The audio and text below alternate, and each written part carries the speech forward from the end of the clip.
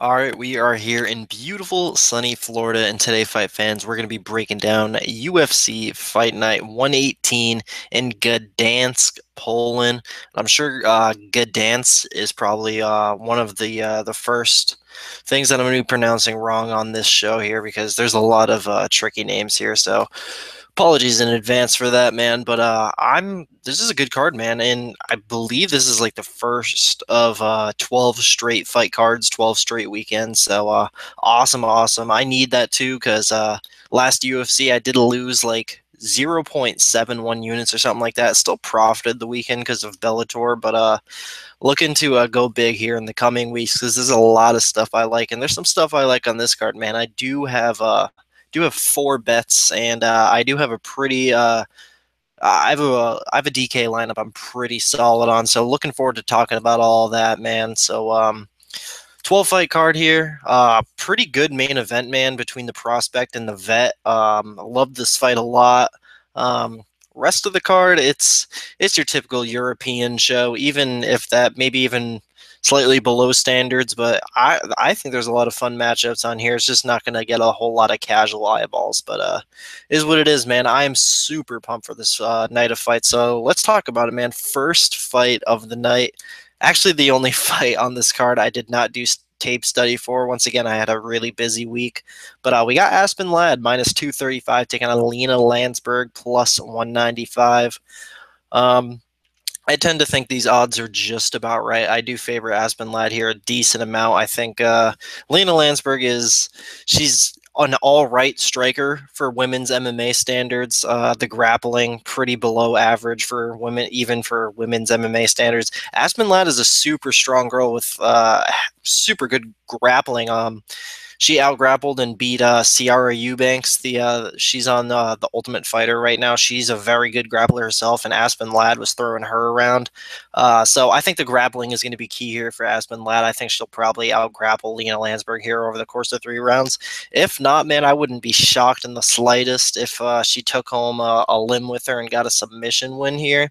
Looking at it right now, Aspen Lad wins inside the distance plus 265. If I could get like plus 400 on the sub prop, that might be something. But other than that, this fight's just a pass for me. I don't feel like parlaying up a minus 235 debuting woman here. So it's just a pass for me altogether. But the pick is going to be Aspen Lad, and I'll say she gets a third round submission.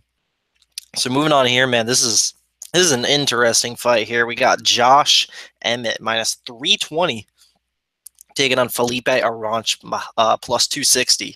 So Tapology has this fight listed at 135 pounds, and some people were telling me that it is at 135 pounds, but further research, and I know that it is at 145 pounds now, which makes a lot more sense. I don't know how the hell Josh Emmett would make 135 pounds. That'd be insane, man. The dude's a decent sized lightweight, man. But when it comes to the actual fight itself, I think the line is maybe a little bit off. But I am very solid on Josh Emmett here, and I think he probably gets it done by decision, which makes me not want to play him on DK just because I don't think he'll get a finish.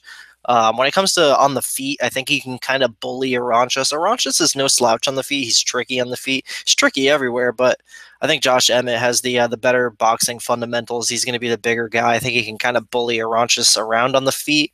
If not, if Arantes starts landing and teeing off and gets going against Emmett, I think Emmett can absolutely use that strong ass wrestling of his and take Arantes down. Of course, he's got to be careful on the ground against Arantes because Felipe is no slouch of a grappler, and he could catch something on the ground with Emmett, tap him. Wouldn't be surprised, man, but Emmett is the smart pick here. I'm staying away from it from a betting perspective. I really don't want to parlay him up at minus 300 or whatever the hell he's at. I think he was at like 400 at one point, but yeah, I got Emmett here via, I'll say a 30-27 decision, but passing altogether. Now this fight doesn't have, I believe, yeah, we do have lines on this fight. I just am now seeing the lines on this. We got Warlley Alves minus 310 taking on Salim Touahri plus 230. That's about what I was expecting it to be. Salim, he's pretty I should say he's pretty untested, honestly, man. He's coming in here on short notice as well. He hasn't really fought anyone that great. He's got a grappling base, but he's kind of been turning into a striker. I mean, looking at his record, his last 2 wins, he won via first round knockout. Now that last fight against that Russian dude who is 5-2, keep in mind. That dude was just terrible on the feet, had no striking defense, and kind of gassed out in the first round a little bit. That dude was really bad, and even he took Salim down and held him down on the ground for a little while there for a majority of the first round. Salim just looks he just looks a little green, even though he's 28 years old. He doesn't look all there. He's nothing special to me. And Warlley Alves, the dude's got his flaws, but the dude, he has really good things about him as well. He's super powerful. He's got a hell of a squeeze. He's dangerous on the feet and the ground, and he has wins over real good fighters like Colby Covington, Nordine Taleb, and Alan Jouban. Lost his last two. Brian Barberina, we know how tough that guy is, and Warlley probably should have won that fight, but Brian's not the worst fighter in the world. And then Kamaru Usman. I mean, Kamaru Usman's a top 5 welterweight in the world. So, is what it is. I think Warlley should probably get Salim out of there at some point during the fight. I don't think Salim lasts 3 here. I think he gets tapped or slept. I think Warlley probably gets it done. I see him piecing up Salim on the feet, Salim going for a sloppy takedown, and Warlley locking in that guillotine. So I'll say Warlley Alves second round guillotine here. So and I don't have obviously the line. I'm just seeing the lines now. I'm probably not going to bet him in any facet. I don't have him on DK, so this is just another big pass for me. But I am solid on Warlley Alves here. So and Salim, he's fighting in his home country. You never know. We've seen crazier things. So in -310 is a price I never really want to pay on a guy like Warlley Alves. So I would just advise everyone to stay away from this fight. There's just all kinds of X factors and weird stuff going on, and you really never know what you're going to get with Warlley Alves. But moving on here, man, I'm really interested in this fight because we got Artem Lobov +140 taking on Andre Fili -160. I've been tempted all week to bet Lobov here, but I do think I'm going to pass because I think Andre Fili is a guy that's more in his prime, probably has more left to give in his career, and has more natural athletic abilities than Artem Lobov. I think. And Artem's a real tough guy here, so I will say he'll last 3 rounds. But I think Andre Fili's probably going to put on a damn decent performance and look pretty good here. Probably something similar to the Haqparast Diaz fight. He kind of just bullies, maybe not bullies, but decisively wins the fight here. So I'm going to take an Andre Fili 30-27. I think he'll probably outstrike Lobov on the feet. Maybe he can even mix in wrestling, but Lobov has shown that he's no slouch at this point. So, and Andre Fili, I mean, you don't want to say the guy's on the decline because he's so young, but his recent performances have not looked very good at all compared to how he looked to Haqparast Diaz. I really don't know what happened there, man, but it's tough. I really, really want to pick Lobov here. But I'm going to go with Fili. I feel like that's the smarter pick. That being said, when looking for underdogs to put on my DraftKings lineup this week, Artem Lobov did fit into my salary cap this week. So I got Artem Lobov in DK, man. One of my couple dogs there. I think maybe he can pull out the victory. We never know. He's got power in his hands, man. He's knocked plenty of dudes out in the regional scene and in tough. Andre Fili's a guy that's been knocked out before. You really never know. Artem Lobov, he's probably going to be lowly owned.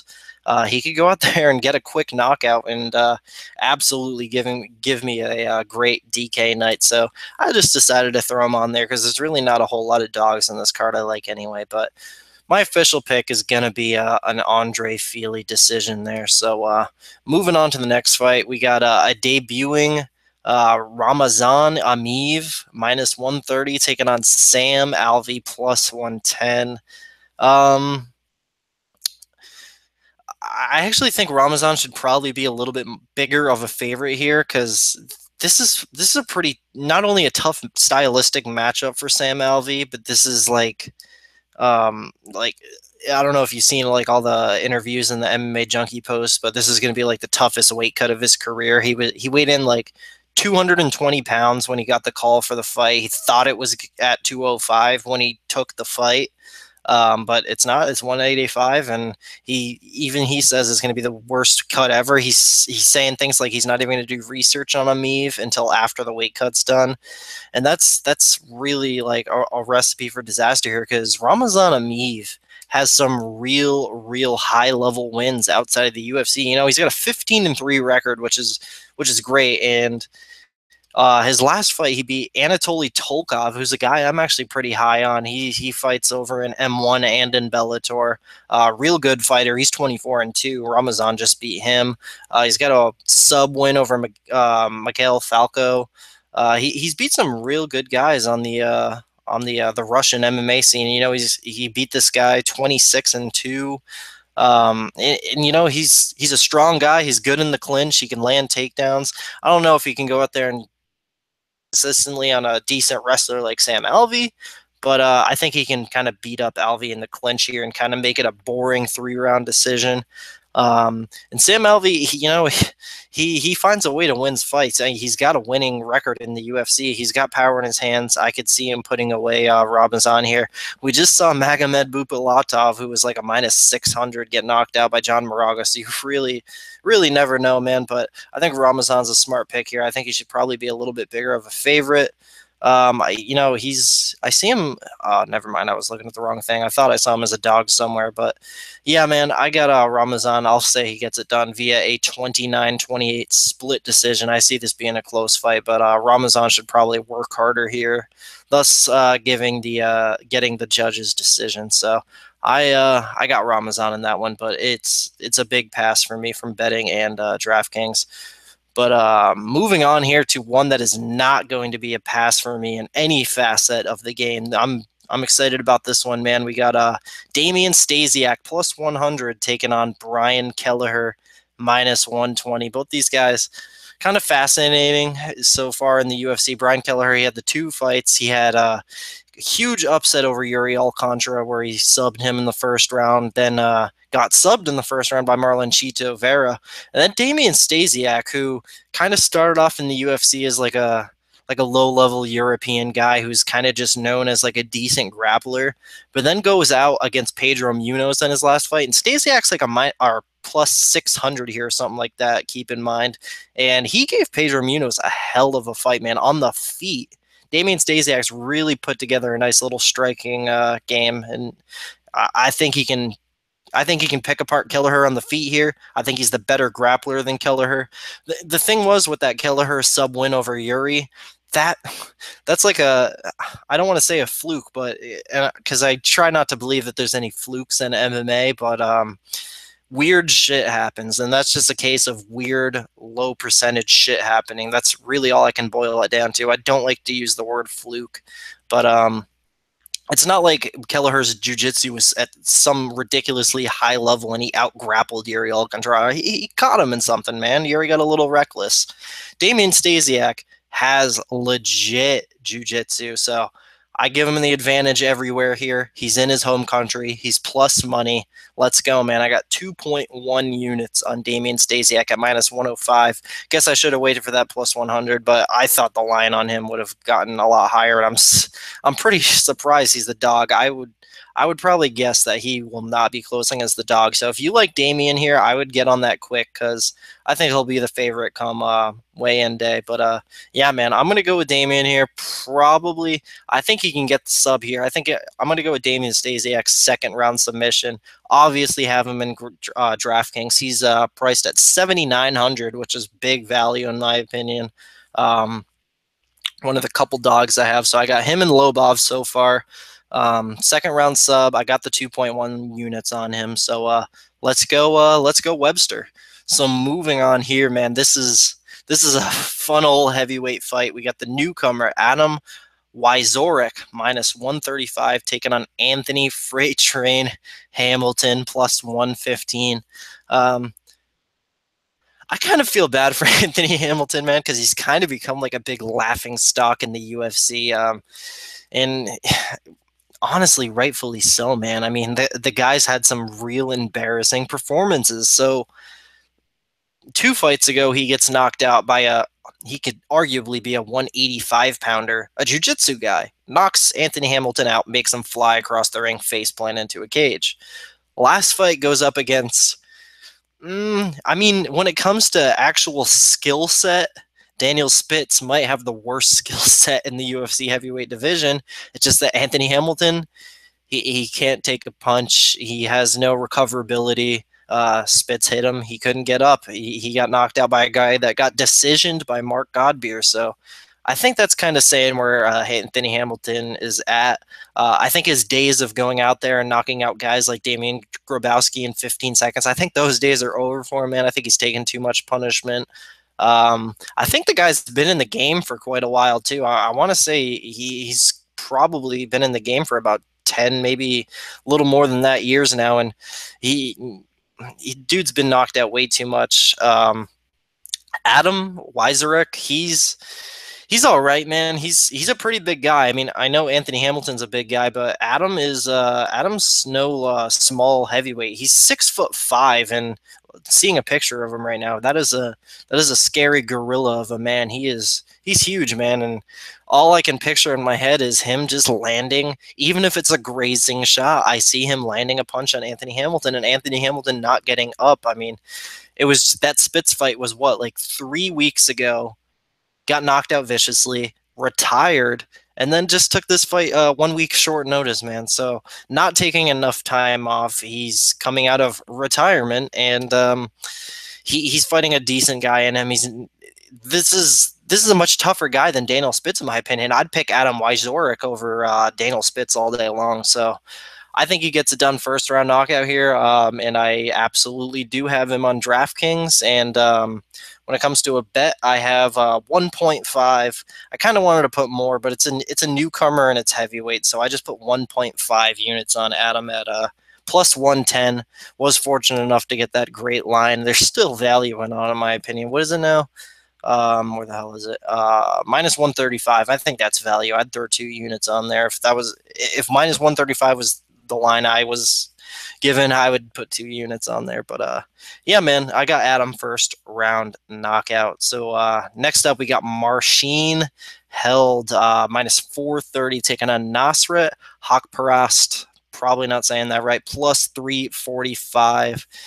This is a really, really bad line on Marcin held. It should not be. It should be minus 230 in my opinion. Minus 430 is a little nuts. So I understand all of you guys out there putting money on Nasrat. I don't blame you at all. It's a case of the line being about 200 cents off here. So that all being said, I mean, Marcin held should still probably win this fight. Nasrat is usually, he's a grappler. He takes guys down and out grapples them. Marcin held does the same thing, but he's just a little better at it, and he's a lot more experienced. Nasrat, this is going to be his 10th fight. This is going to be Marcin held's 30th fight. So big experience advantage here, not just like fight experience, but UFC experience as well. This is Marcin's 4th fight in the UFC now, and I think the guy's due for a win here, and I think he gets it. And I'm not going to go ahead and bet the guy, obviously, at minus 430, and I'm not going to put him on DraftKings either, but I'm picking Marcin to get a sub here. I think Marcin held goes out there, gets a 2nd round submission. I will say rear naked choke. So 2nd round submission for Marcin held there. I think he's just he's the better grappler in what will be a grappling match. So moving on here, man, we got Jonathan Wilson plus 160 taking on Oskar Piechota minus 185. I think the line is just about right here. Oskar Piechota is he's a grappling base. He's a real good grappler. I mean, one of the top 5 MMA grapplers in Poland. And now he's put together an amazing, striking skill set. And his last 3 out of his 5 wins were knockouts. And looking at this guy's record, man, he's not beating slouches in the regional scene. He's beating guys with records like 12-2, 12-4, 9-0. So, I mean, he's beating decent guys here. He's got 1 loss on his record. It's who was it? or no, he's undefeated. My bad. I'm thinking of the other dude. But yeah, man, Oscar is what he is. I think he's a lot better than Johnny Bravo for sure. Johnny Bravo was a guy I was kind of like, once I watched him starch Chris Dempsey back in the day, I'm like, man, this guy's good. He's got the a good body for 205. I'm surprised he's dropping down to 185. I mean, I thought he was a decent sized light heavyweight, but no more than I look into it. I think he can probably make 185, and I'm interested to see how hard the cut's going to be for him. I mean, if it's an easy cut, then yeah, by all means, go down to 185. But if it's a hard cut, why put yourself through a hard cut to go down to a harder weight class with stiffer competition? So I don't know really what to think here. Staying away from Oscar from a betting perspective. Do have him in DraftKings though, because I see him being able to land the better shots on the feet than Jonathan Wilson. Like I said, Oscar's really put together some good striking to go along with the jiu-jitsu. And if the striking doesn't work out for him, I see him landing takedowns and out-grappling Wilson no problem. So I'm definitely thinking a finish. I don't know if it's a sub or a knockout. A sub's more likely for sure. So I guess I'll go with Oskar Piechota first round submission here. Got him in DK passing from a betting perspective. But moving on here, man, we got Devin Clark minus 155 taking on Jan Blachowicz plus 135, and I like this line on Devin Clark, man, and just going to come out and say I got him in a 2-unit parlay with somebody later in the card. This is simple for me, man. I think Jan Blachowicz is, you know, one of the worst light heavyweights we've had on the roster in these last few years. So I was going to go down his UFC resume with you guys. So to start out with it, his biggest career win, obviously, that body kick to Ilir Latifi. Again, I don't want to say it's a fluke, but it's a low percentage, man. I mean, we don't see that a whole lot. So is what it is. Props to him. Next fight against Jimmy Manuwa, he gets outstruck by the better striker. And keep in mind, Jimmy Manuwa was severely injured in that fight. He had, I want to say, he fought with like a torn ACL or some shit like that. Like he was fucked up, man. Next fight showed absolutely zero takedown defense against Corey Anderson. Next fight goes out against Igor Prograjic, and Igor is, hey, he had no business being in that fight. They brought him in because he's Croatian, and that card was in Croatia. Literally the only reason. That guy has no business being in the UFC. He's terrible. And even Yan couldn't get him out of there, and Yan got wobbled in that fight. Next fight goes out and shows absolutely zero takedown defense whatsoever again against Alexander Gustafsson. Then his last fight, I won money on this one, man. I had Pat Cummins. Once again, showed zero takedown defense, and they give him the guy in the division with the worst chin in Patrick Cummins, and he can't even get Pat Cummins out of there. Pat Cummins' wrestling was too much because Jan has zero takedown defense, and he's going against it's funny. It seems like Yan keeps going up against the same guy over and over. The wrestler with the bad chin. He went up against Corey Anderson, got out wrestled by the guy with the bad chin. Went up against Pat Cummins, got out wrestled by the guy with the bad chin. Devin Clark's kind of the same here, man. The dude's a little chinny, but he's a real good wrestler. And I rank Devin Clark a hell of a lot higher than I rank Pat Cummins, to be completely honest. I think Devin's sharper on the feet. He's more athletic. He's younger, so this is pretty simple to me, man. I like Devin a lot here. I think he can avoid the first couple minutes of fury from Yan. Yan's probably going to be looking to take his head off.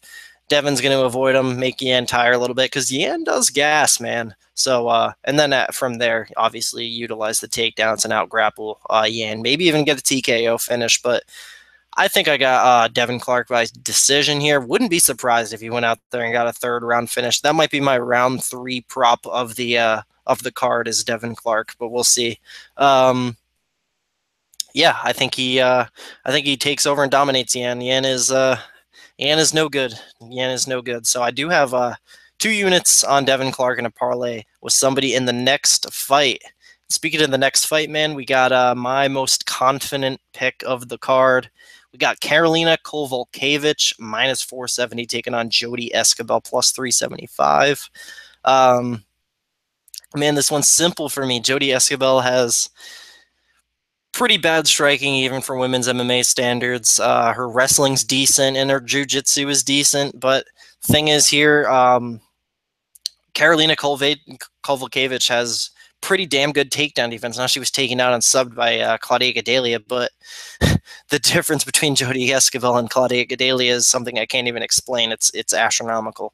I think Karolina can 100% stuff takedowns here, and it's not even close on the feet. I would advise you to go watch Jodie Esquivel versus Alexa Grasso and Invicta, because I think Alexa Grasso is a poor woman's version of Karolina Kowalkiewicz, a girl with good takedown defense that likes to punch you in the face. But Karolina's, slicker, cleaner, and better than Grasso, so I think she can beat Esquivel up even more than Grasso did. I mean, this is also in Karolina's home country, Jodie Esquivel's UFC debut. So a million things going for Karolina in this fight here. And I do have that 2 units on her parlayed with Devin Clark. I have that 2 units at plus 111.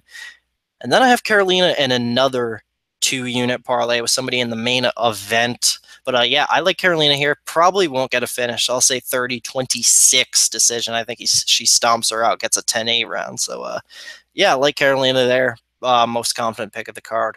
So moving on to the main event here, we got Donald Cowboy Cerrone minus 150 taking on Darren Till plus 130, and that 2-unit parlay with Karolina Kowalkiewicz. I don't know why I'm having such a hard time saying that name today, but finishing up that 2-unit parlay with Donald Cowboy Cerrone. I got 2 units on KK with Cerrone at plus 106 to win 2.12. I think, I do think highly of Darren Till. He's got some good skills. He's a tough dude. I like him a lot. He's a good size for the weight class as well. He's a full-bodied welterweight, and I think it's a perfect weight class for him. Donald Cerrone, he's a little bit smaller. Darren Till is going to be looking maybe a little bit bigger in there, maybe not height-wise, but thickness-wise.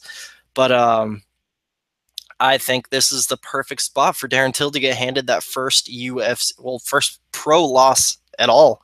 I think Donald Cerrone is better everywhere. It's just a matter of whether or not Darren Till can go in there and catch Cerrone with something. Everyone's talking about the body kick. Yeah, that's probably Darren Till's best chance of winning, is to hit Cerrone in that weak body, and he does have a weak body, but I don't think it'll matter much here, man. If it was that easy, if everyone knows Donald Cerrone has a weak body, and if it was that easy, everybody would just go in there and kick Cerrone in the body and beat him that way. But it's not that easy, man. Cerrone's a smart guy coming out of a great camp, so I think he's going to be too much for Darren Till here, and I don't see Darren Till making it to the 4th or 5th round. I think Donald Cerrone gets the finish somewhere in the first 3. I think he hurts Till on the feet and finishes him off with a sub on the ground. So I'll say Donald Cowboy Cerrone wins via 2nd round submission. I will say head kick drops him, ground and pound on the ground. Till gives up his back. Donald gets that rear naked choke. So that's going to do it for me, guys. I'm way more pumped about this card now that I just talked about it. Just gonna go over my DraftKings lineup and my 4 plays one more time, but man, I'm really actually a lot more excited for this card now than I was before. I love coming on here and talking these fights with you guys. So yeah, man. Let's see, the 6 DraftKings lineup. We got Donald Cerrone, Devin Clark, Artem Lobov, Oskar Piechota, Damian Stasiak, and Wieczorek, the dude fighting Hamilton. And then for my 4 plays, I got 2 units on a Donald Cerrone KK parlay at plus 106, 2 units on a KK Devin Clark parlay at plus 111, 2.1 units on Stasiak at minus 105, and 1.5 units on Wieczorek. Wieczorek, right? Yeah, Wieczorek at plus 110. So 4 plays this weekend, looking to profit. And I'm super, super excited about Sao Paulo next week, guys. I'm gonna be going big there. There's so much I like on that card. So, stay tuned. Subscribe to the channel if you're not. Big things are coming, like always. Follow me on Twitter at MMA Kelton. Talk fights with me. You can see my betting record at MMA Tips or Bet MMA Tips, MMA Kelton, whatever it is, man. But I'm out of breath here, guys, so that's going to do it for me. Super pumped for afternoon. I love these afternoon cards as well, so that way I can go out after the fights. It's good stuff. I'm looking really forward to Saturday, and I have the whole weekend off, so I'll actually be able to be on Twitter live tweeting the fights. I've been so busy with work, it's been ridiculous, but it's going to be nice to kick back and relax this weekend. So all you guys hit me up on Twitter. I'm down to talk fights with anybody. So yeah, enjoy the fights this weekend, guys. Appreciate you watching.